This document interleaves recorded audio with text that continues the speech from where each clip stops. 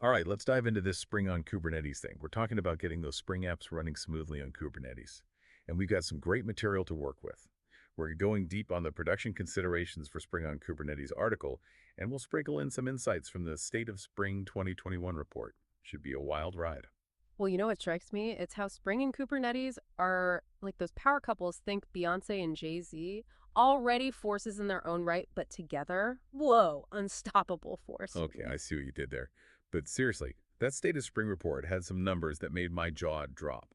Get this, the number of organizations running Spring apps containers on Kubernetes went through the roof, like from 44% to 57% in just a single year.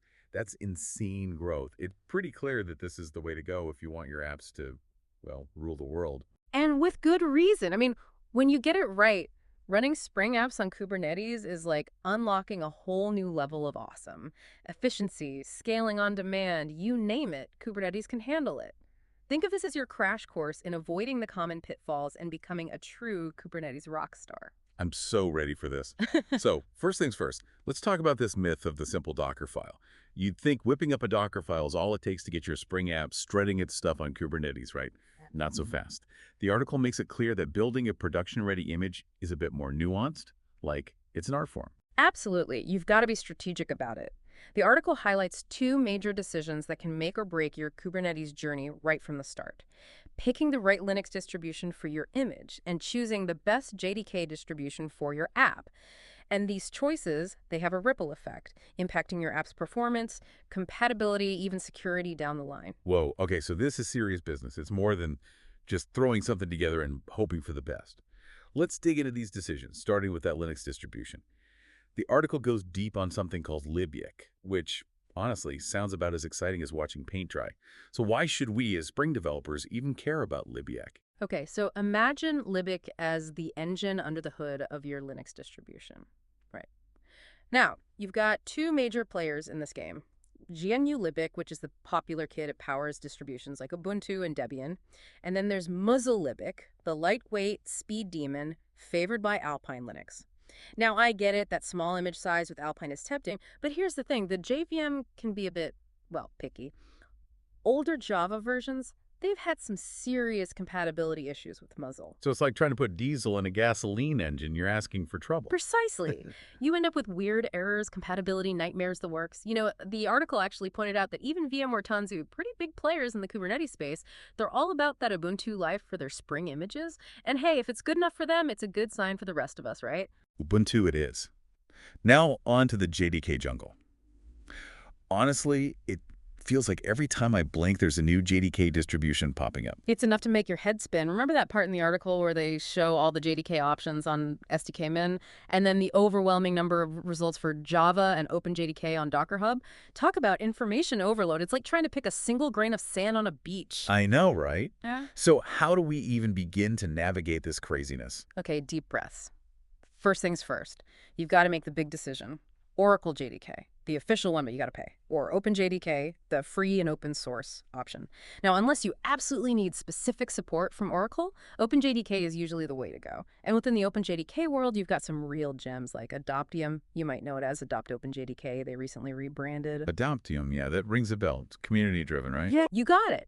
Adoptium is like that reliable friend who always comes through. They offer pre-built OpenJDK binaries that are, well, reliable and ready to rock. And here's a kicker. They've even got these vendor-supported flavors, like Bellsoft Liberica, which VMware Tanzu actually uses. Talk about a vote of confidence. Okay, so Adoptium sounds like a safe bet for most scenarios. Now for the million-dollar question. Which JDK version should we be using? Because honestly, using Java 8 at this point feels like dusting off a rotary phone. You and me both. The article is crystal clear on this. Java 17 LTS is the undisputed champion, hands down. It's got that perfect balance of performance, security, and future-proofing. Plus, with Spring Framework 6.0 jumping on the Java 17 train, you know you're set for the long haul. That makes a lot of sense. But what if, for some strange reason, someone's stuck with Java 11 or, God forbid, Java 8? The article does acknowledge that some folks are, shall we say, living in the past with those older versions, particularly Java 8. But here's the thing, and it's a big one. Those older Java 8 versions can cause absolute mayhem in a containerized environment. They have this nasty habit of misreporting CPU and memory usage, which can lead to all sorts of unpredictable behavior and resource nightmares. It's like trying to run a marathon with a sprained ankle. Ouch. So even if someone's clinging to their beloved Java 8, at least make sure it's a recent version, update 191 or later. The article gives some pretty scary examples of what can go wrong with those ancient versions, thread pools going haywire, garbage collection acting up. It's a recipe for disaster. It's not a pretty sight. Upgrading to Java 17 is worth its weight in gold. I mean, remember that comparison in the article about startup times? They found that Java 17 shaved off a solid 1.5 seconds from the Spring Pet Clinic app compared to Java 11. Might not seem like much, but in the fast-paced world of Kubernetes, those seconds add up. Time is money, after all. Okay, so we've got our trusty Ubuntu as our Linux distro and a shiny new Java 17 JDK. What about those Docker files? Because the article throws a bit of a curveball and tells us to avoid the classic FAT-JAR approach. Why mess with a classic? Ah, the FAT-JAR, our old nemesis. It seems convenient at first, but it's actually the villain of our story. You see, it crams everything, and I mean everything, into a single massive layer. So even the tiniest code change means rebuilding and re-uploading this monster. Talk about a time sink. It's like trying to parallel park an 18-wheeler in rush hour traffic. Yeah, and the article mentioned the toll this takes on those poor CI/CD pipelines, slow uploads, slow downloads. It's a recipe for frustration and missed deadlines. So what's the magic bullet for this? What's the alternative? Layering, my friend. Layering is where it's at. Think of it like Marie Kondoing your Docker image, breaking it down into these smaller, beautifully organized layers.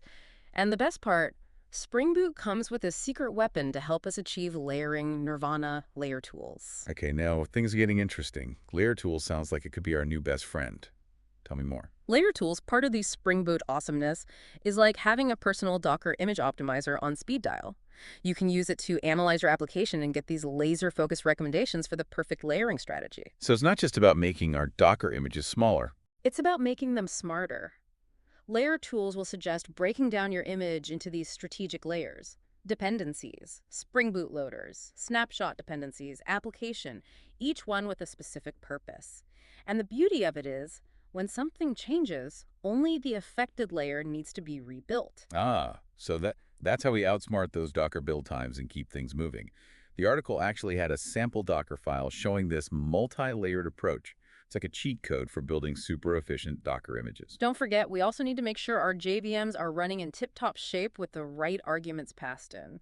Remember how we talked about the importance of profiling your application before unleashing it into the wild world of production? This is where all that hard work pays off. Right. Profiling helps us figure out the optimal memory settings for our application, among other things. But how do we actually pass those precious arguments to the JVM once it's tucked away inside a container?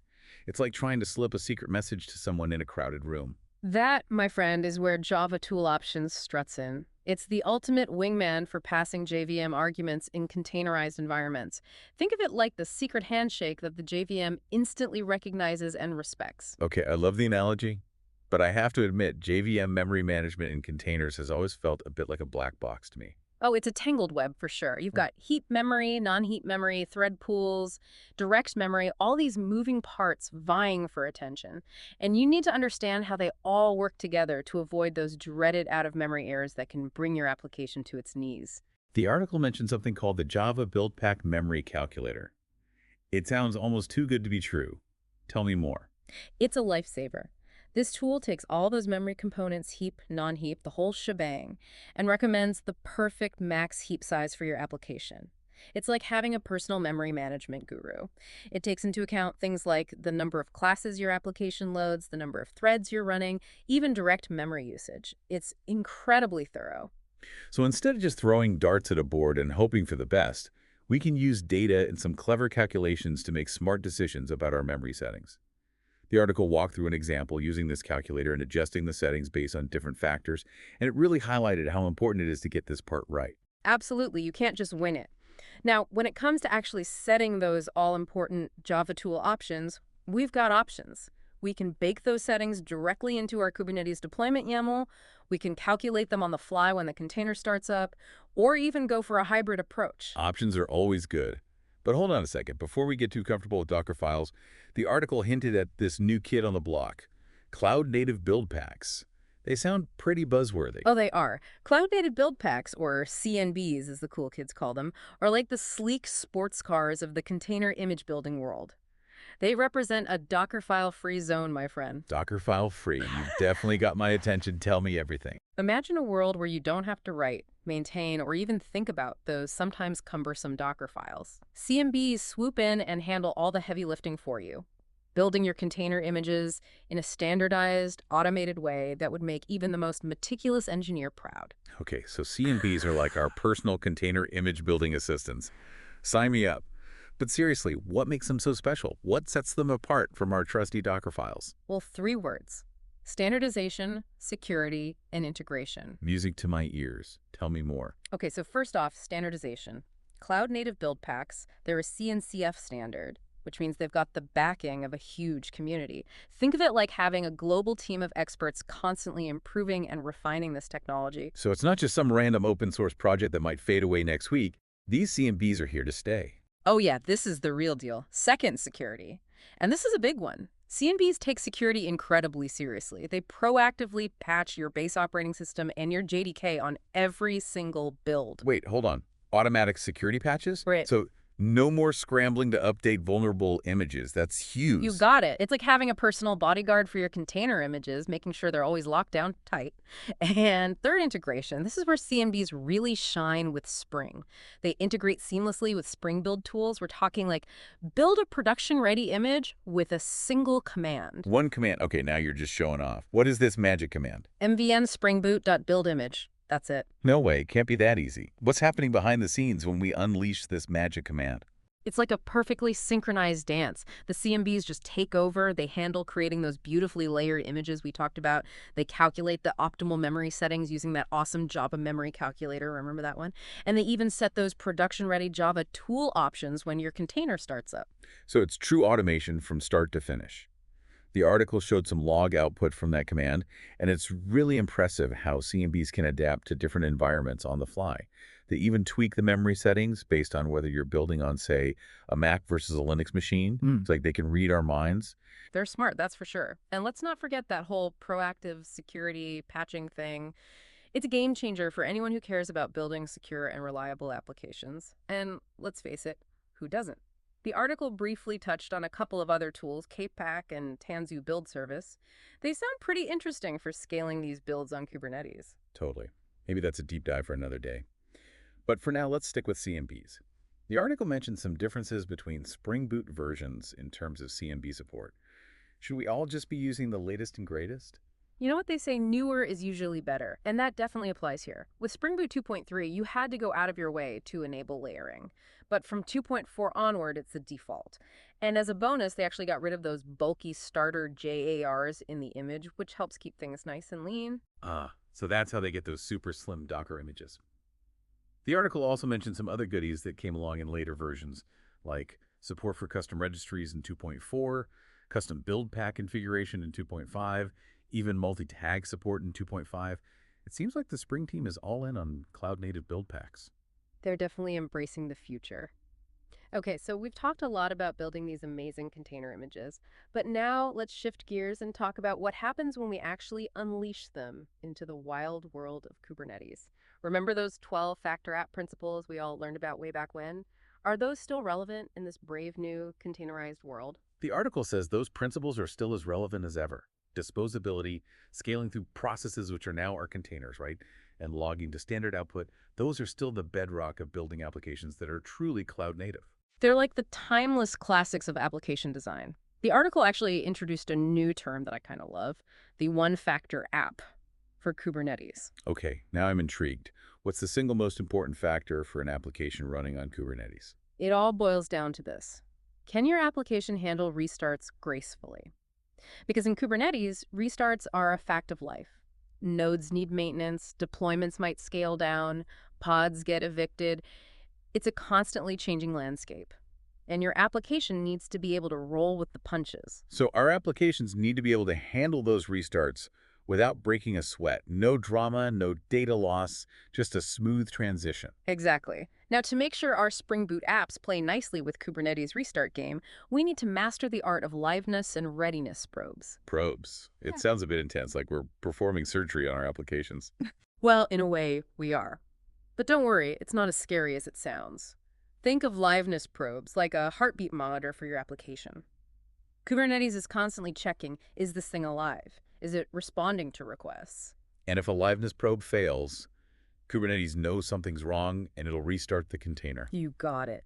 It's like having a built-in auto-healing mechanism for your application. Now, readiness probes, those are a bit different. They're like a bouncer at a club. They're checking, is this application actually ready to accept traffic? So the application might be alive, it might be running, but it's not ready to party until the readiness probe gives it the green light. Exactly. Kubernetes won't route any traffic to a container until its readiness probe gives the thumbs up. This makes sure that your application is fully initialized and ready to handle requests before it gets thrown into the mix. Now, a common way to implement these probes, especially for Spring Boot applications, is by using the actuator health endpoint. Remember that one? The actuator, Hey. our trusty sidekick for all things Spring Boot monitoring. It's one of those features you start using and wonder how you ever lived without it. So the actuator health endpoint, that's our go-to for giving Kubernetes a quick and easy way to check on the overall well-being of our application. So Kubernetes will just periodically poke that endpoint, and based on the response, it'll either keep things running smoothly, or if something's off, it'll step in and restart the container. Exactly. It's like having a personal assistant who makes sure our applications are always in tip-top shape. I love it. Okay, so we've got our awesome Docker image all built and optimized. We've got our liveness and readiness probes in place, and our application is happily chugging along in Kubernetes. Hmm. But what happens when it's time to, shut things down? Do we just yank the plug and hope for the best? Yeah, that's where the concept of graceful shutdown comes in. It's like the difference between slamming on the brakes and gently coasting to a stop. Because in the world of Kubernetes, shutdowns are just a fact of life. You've got nodes that need maintenance, deployments might scale down, pods get evicted. It's a very dynamic world out there. So we need to make sure our applications can handle their shutdowns gracefully without causing a ruckus, right? Mm. No data loss, no interrupted transactions, just a smooth exit. Precisely. A graceful shutdown is all about giving your application enough time to finish what it's doing before it says goodbye. We want to avoid any data corruption, interrupted transactions, or frustrated users who are left hanging. Right. Crashing and burning is never a good look. The article mentioned that Spring Boot 2.3 made it much easier to implement graceful shutdowns. What's the magic behind that? One simple property, server.shutdownGraceful. Set that property, and Spring Boot knows to handle those shutdown signals with grace. So it's like flipping a switch to activate smooth shutdown mode. What actually happens when our application receives the signal to shut down? It's like a polite last call at the bar. Spring Boot will stop accepting any new requests, but it will allow any in-flight requests, those that are already in progress, to finish what they're doing. So no new customers, but we're not kicking anyone out until they've finished their drinks. Exactly. And to control how long Spring Boot waits for those in-flight requests to wrap up, you can use another property, spring.lifecycle.timeout per shutdown phase. So it's like setting a timer to make sure everyone has a reasonable chance to finish up before closing time. Precisely. The default timeout is 30 seconds, which is usually plenty of time, but you can adjust it based on your application's specific needs and how long those requests typically take. Flexibility is key. The article also mentioned this best practice of only applying those graceful shutdown settings when you're running specifically in Kubernetes. So we don't need to be quite so polite in other environments. Exactly. In your local development environment or maybe a testing environment, you probably don't care as much about shaving off a few milliseconds during shutdown. And Spring Boot makes it easy to apply those settings conditionally using profiles, so you can have different shutdown personalities depending on the environment. Ah, so our Spring Boot apps can be polite when they need to be, but a bit more, shall we say, efficient in other situations. Precisely. Now, Kubernetes itself also has a couple of tricks up its sleeve when it comes to managing application shutdowns. The pre-stop hook and this setting called termination grace period seconds. Okay, more Kubernetes magic. Tell me everything. Yeah. What are these and why should we care? So the pre-stop hook, think of it like a courtesy call before the actual shutdown happens. It lets you execute a command or maybe send an HTTP request to your application before Kubernetes pulls the plug. So it's our chance to give the application a heads up and maybe do some last-minute cleanup tasks or some logging. Exactly. And the article had this interesting example where they used the pre-stop hook to make the application sleep for a few seconds before shutting down. Sleep? That seems counterintuitive. Why would we want to slow down the shutdown process? It's actually quite clever. By pausing for a bit, they're giving Kubernetes enough time to update its routing tables and remove that pod from its list of active endpoints. Ah, so by the time Kubernetes gets around to actually shutting down the application, the traffic is already being routed elsewhere, like switching the lights off after everyone's left the building. Exactly. Now, the termination grace period seconds setting, that's like the countdown timer for the entire shutdown process. It tells Kubernetes how long it should wait for our application to shut down gracefully after it's received the signal to do so. So it's the ultimate deadline. Like if our application doesn't shut down within that time frame, Kubernetes will just pull the plug. You got it. Yeah. And when that happens, it's not pretty. It can lead to data corruption, lost requests, all sorts of unpleasantness. So it sounds like setting that termination grace period seconds correctly is pretty crucial. Absolutely. Always make sure it's set to a value that's larger than the sum of your pre-stop time if you're using that, plus your shutdown timeout, just to be safe. Right. We want to give our applications every chance to shut down gracefully. The article also pointed out that the default settings for those shutdown-related properties can be a bit, well, dangerous. Yeah, they both default to 30 seconds. That's both the spring.lifecycle.timeout per shutdown phase and the termination grace period seconds. And if your application needs longer than 30 seconds to shut down gracefully, which can happen, you're setting yourself up for potential problems. So always double-check those shutdown settings. Don't just rely on the defaults. Okay, we've talked a lot about graceful shutdowns, which is all about making sure our applications exit gracefully. But before we even get to that point, we need to make sure those applications have enough resources to actually run properly in the first place. And that brings us to the often confusing world of resource management in Kubernetes, specifically those CPU and memory settings. Resource management is all about finding that Goldilocks zone, giving your applications enough resources to thrive without starving other applications or breaking the bank on unnecessary cloud costs. Easier said than done. The article starts off by explaining these things called CPU requests and CPU limits, which control how much CPU power our containers get. Can you give us a quick refresher on how those work? Think of CPU requests like asking politely, and CPU limits like setting firm boundaries. When you set a CPU request for a container, you're basically telling Kubernetes, hey, this application needs at least this much CPU to function properly. And Kubernetes will try its best to schedule your pods on nodes that have enough spare CPU capacity to meet those requests. So for example, if I set a CPU request of, say, 500 millicores for my container, Kubernetes will try to put it on a node where it can have at least half a CPU core all to itself. Exactly. But here's where it gets a bit tricky. CPU requests, they're not exactly a hard guarantee. If resources are really tight, Kubernetes might schedule your pod on a node that has slightly less available CPU than you requested. It's like making a reservation at a restaurant. You might request a table by the window, but if they're fully booked, you might end up with a table in the back. So CPU requests are more like a suggestion, a strong suggestion, but still just a suggestion. That's a good way to think about it. Now, CPU limits, those are more like setting a hard ceiling. If your application tries to use more CPU than its limit allows, Kubernetes will step in and start throttling it, preventing it from hogging resources that other applications might need. So it's like having a speed limit for our application's CPU usage. Exactly. It prevents our application from going rogue and consuming all the available CPU, which could potentially impact other applications running on the same node. So when it comes to setting these CPU requests and limits, what's the best strategy? Should we always set both? Or are there situations where it makes sense to leave one or both of them unset?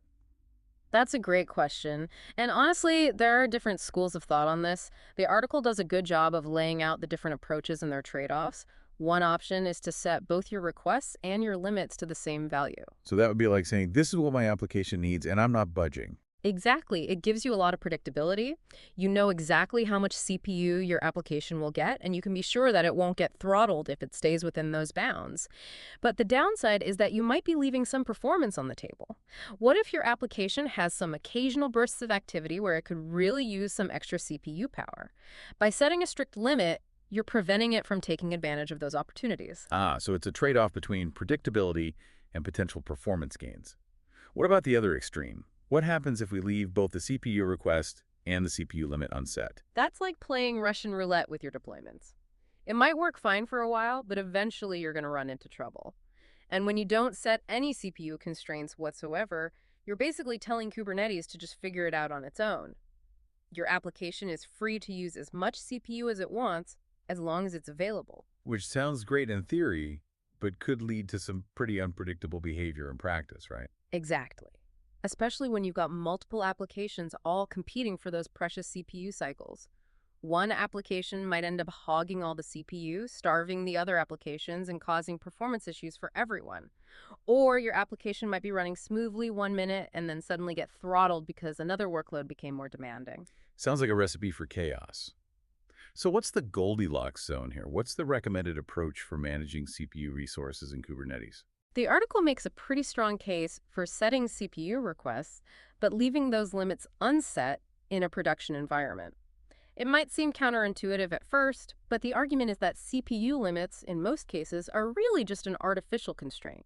They're only preventing your application from utilizing CPU cycles that would otherwise go unused. So if there's spare CPU capacity on the node, why not let our application use it? Exactly. Why limit yourself when there's potential for even better performance? Plus, CPU limits can lead to some really unpredictable behavior, especially when you've got nodes with different CPU capacities or when your container density fluctuates over time. It's like trying to predict the weather. There are just too many variables at play. Exactly. The article actually cites several Kubernetes experts, including Tim Hawken, one of the co-founders of Kubernetes, who advise against setting CPU limits for most production workloads.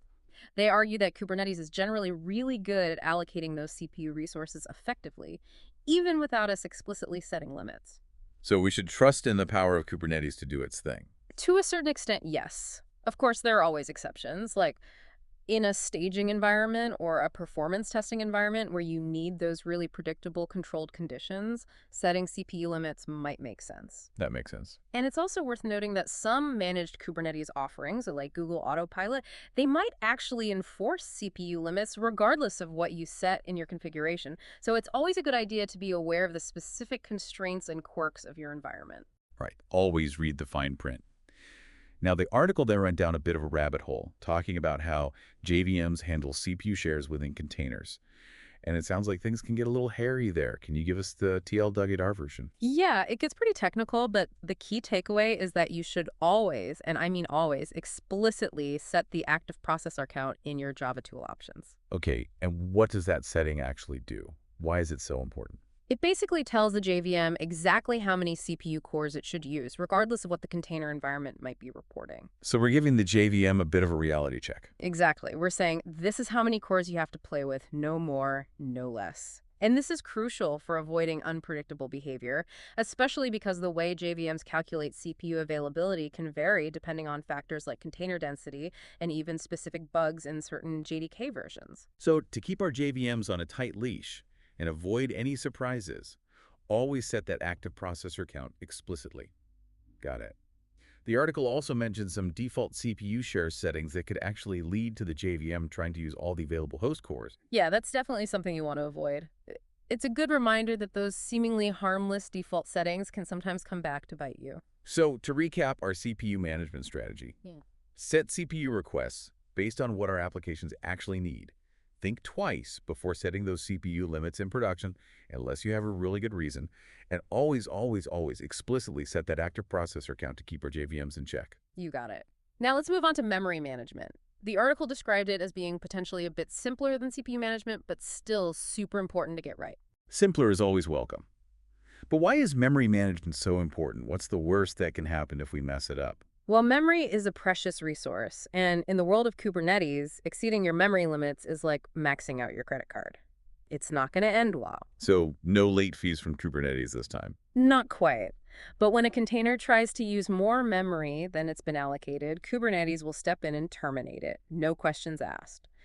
And that's a key difference compared to CPU. With CPU, if you go over your limit, you usually just get throttled. But memory is different. It's a hard limit because, well, it's a non-compressible resource. You can't just squeeze more memory out of thin air. So no matter how much our container begs and pleads, if it tries to use more memory than it's allowed, it's game over. Pretty much. That's why the golden rule of memory management in Kubernetes is to set your memory requests and your memory limits to the same value. So no more playing fast and loose with those memory settings. We need to be a bit more disciplined. Exactly.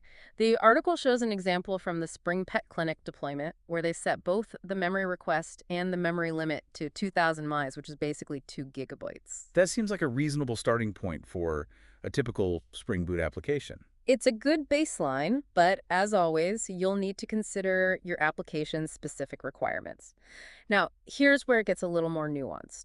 You also need to think about the JVM's memory settings and how those play into the container's memory Right, limits. because our Spring Boot application is running inside the JVM, which is itself running inside the container. It's like those Russian nesting dolls. Precisely.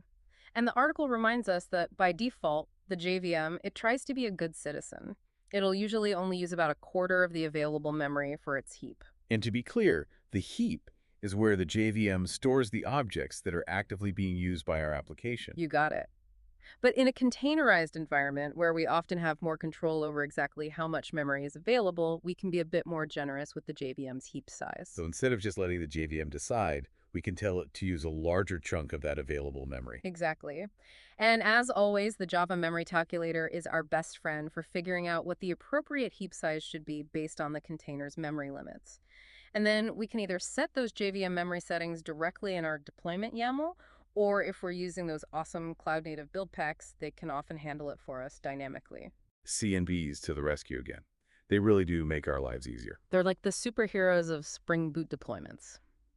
Okay, we've covered a lot of ground with resource management, CPU requests, CPU limits, memory requests, memory limits, JVM heap size. It's a lot to keep track of. But before we move on, I wanted to circle back to something we touched on earlier, Spring Cloud. Because it's been a popular choice for building microservices for years, but how does it fit into this new Kubernetes native world that we're living in? That's a great question. Spring Cloud, with its components like Eureka for service discovery and config server for centralized configuration management, it's been a staple in the microservices world for a long time. But when you start moving to Kubernetes, you realize that some of those Spring Cloud tools, they kind of overlap with functionality that Kubernetes already provides out of the box. It's like bringing a Swiss Army knife to a picnic and then realizing that the picnic basket already have all the utensils you need. I love that analogy. So, for example, Spring Cloud Eureka helps our services find each other. But Kubernetes, with its built-in service discovery mechanism, already excels at that. And Spring Cloud Config Server, that's all about centralizing configuration management. But Kubernetes has config maps and secrets for that very purpose. You've got it. So when you're working with Spring Boot applications on Kubernetes, you've got options. And the article makes a pretty compelling case for leveraging those Kubernetes native solutions whenever possible. It just makes sense, right? You're simplifying your architecture, you're reducing your reliance on external dependencies, and you're promoting better integration with the platform itself. Exactly. But what about those organizations that have already invested heavily in Spring Cloud? They've got these legacy applications that depend on Eureka and config server, and now they want to move to Kubernetes. That could be a pretty daunting migration. Yeah, those brownfield applications, they've seen a lot, they've got history. Yeah. Migrating those to a whole new platform can seem overwhelming, especially if you have to rewrite a bunch of code to use different service discovery and configuration mechanisms. Well, thankfully, the Spring team has us covered. They've got this project called Spring Cloud Kubernetes. Okay, tell me more about this Spring Cloud Kubernetes Savior. What is it and how does it help? Think of it like a bridge between the Spring Cloud world and the Kubernetes world. Spring Cloud Kubernetes provides drop-in replacements for both Eureka and config server, so you can take your existing Spring Cloud applications and run them in Kubernetes without having to rewrite a bunch of code. So we can have our cake and eat it too. We can keep using those familiar Spring Cloud components while still enjoying all the benefits of running on Kubernetes. You got it. It's a win-win. But as always, there are a few caveats. The article mentions some permissions and network policy considerations when you're using Spring Cloud Kubernetes. Right, because security is always a concern, especially in a Kubernetes environment. What do we need to be aware of? Well, the main thing is that those Spring Cloud Kubernetes components, they need to be able to talk to the Kubernetes API server, which is basically the control center of your cluster. So you need to make sure that your pods have the necessary permissions to communicate with the API server, and you need to set up the appropriate network policies to control that communication and make sure that only authorized components can access that API server. So it's all about making sure that not just anyone can waltz in and start messing with our Kubernetes control panel. Precisely. And the article goes into some detail about the specific permissions and network policy configurations that you need, so I won't bore you with the details here. But the good news is that the Spring team has actually been working on ways to simplify this aspect as well. Always innovating. What are they working on? They've introduced this component called the Kubernetes Configuration Watcher, which acts like a go-between. It monitors your config maps and secrets for changes, and then triggers refreshes on your Spring Boot applications whenever it detects something new. So it's like having a dedicated configuration update service. Exactly. And this approach has the added benefit of reducing the number of pods that need direct access to the API server, which in turn reduces your security footprint overall. Makes sense. The article also mentioned a couple of other options for bridging that gap between Spring Cloud and Kubernetes. Like if you really need those advanced Spring Cloud config server features, you can actually deploy config server directly into Kubernetes. Yep.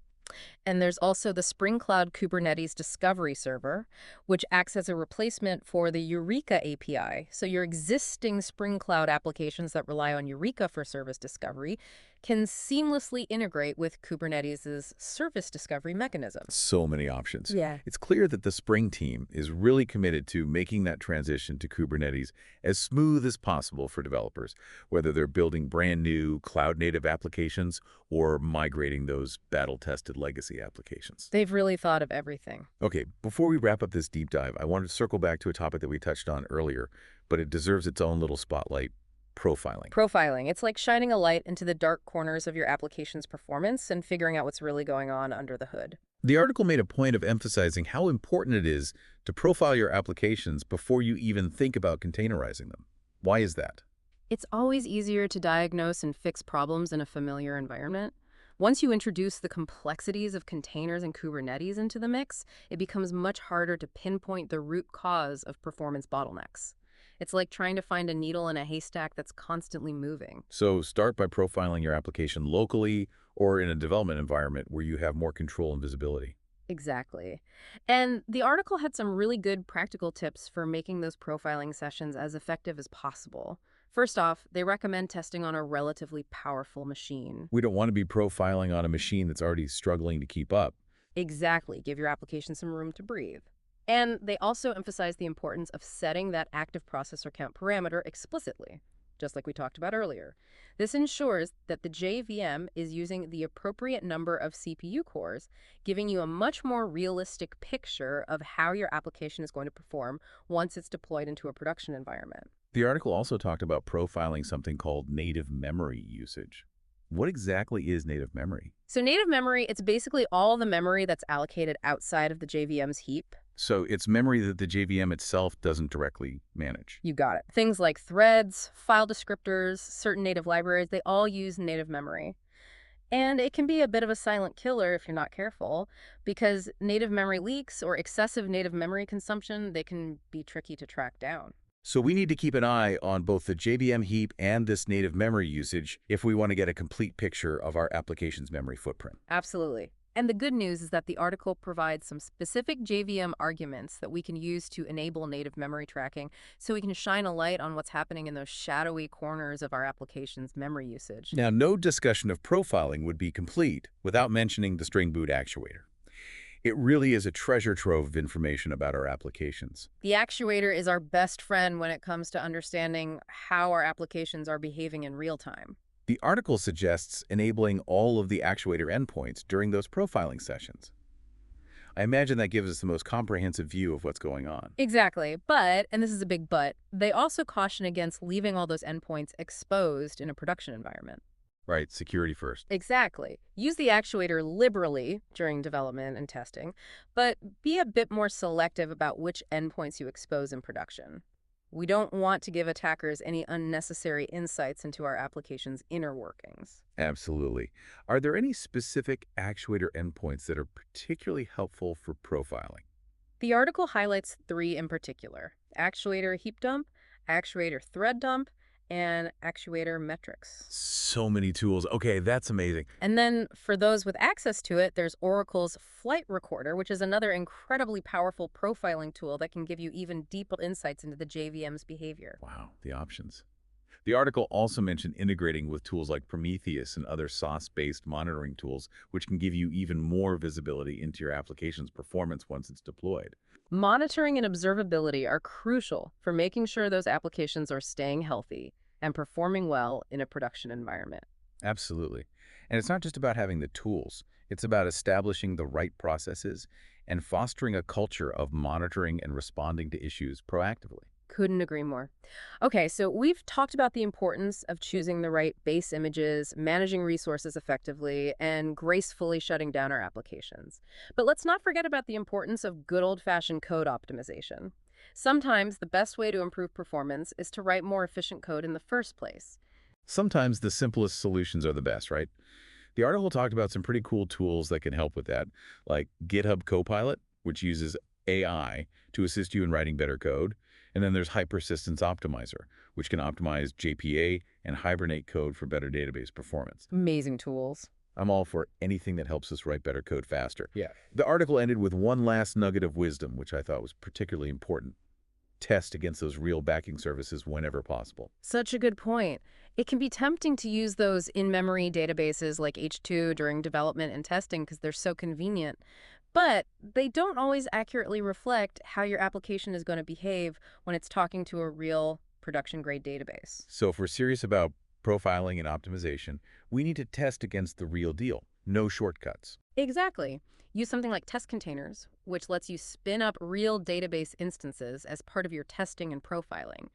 It might require a bit more effort up front, but it'll give you a much more accurate picture of how your application is going to perform when it really counts. Okay, so we've covered a ton of ground here, from those nitty-gritty details of building optimized Docker images to the art of resource management and the importance of those graceful shutdowns. It's been quite a journey, and we even got a glimpse into the future of Spring Boot deployments with things like Spring Native, J-Link, and Project Layden, Right. which all promise to squeeze even more performance and efficiency out of our Spring applications running on Kubernetes. It's definitely an exciting time to be a Spring developer. But before we get too caught up in the future, I want to take us back to something you said earlier about the importance of profiling. Ah, profiling. It's the bedrock of performance optimization. It's like looking under the hood of your application to understand what makes it tick or what's making it slow. Exactly. Without that deep understanding of how your application behaves under different conditions, all the fancy tools and techniques in the world won't help you. It's like trying to tune a car without ever opening the hood. You might get lucky, but chances are you're not going to get very far. So true. Profiling gives you that essential insight into what's really going on so you can make informed decisions about resource allocation, code optimization, all the things we've been talking about. But it's all connected. So to everyone listening who's serious about running Spring Boot applications on Kubernetes, make profiling a regular part of your development process. You won't regret it. It's time well spent, for sure. Well, it seems like we've reached the end of our deep dive into the world of Spring on Kubernetes. It's flown by. I have to say, this has been an incredibly insightful journey.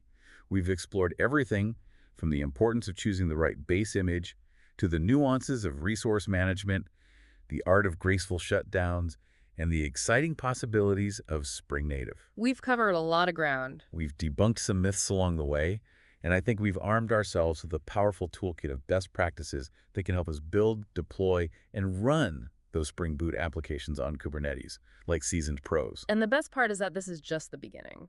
The world of Kubernetes and cloud-native development is constantly evolving, so there's always something new to learn and explore. Absolutely. To all you Spring developers out there, embrace the power of Kubernetes, experiment with these best practices, and most importantly, never stop learning. And have fun while you're at it. Until next time, happy coding.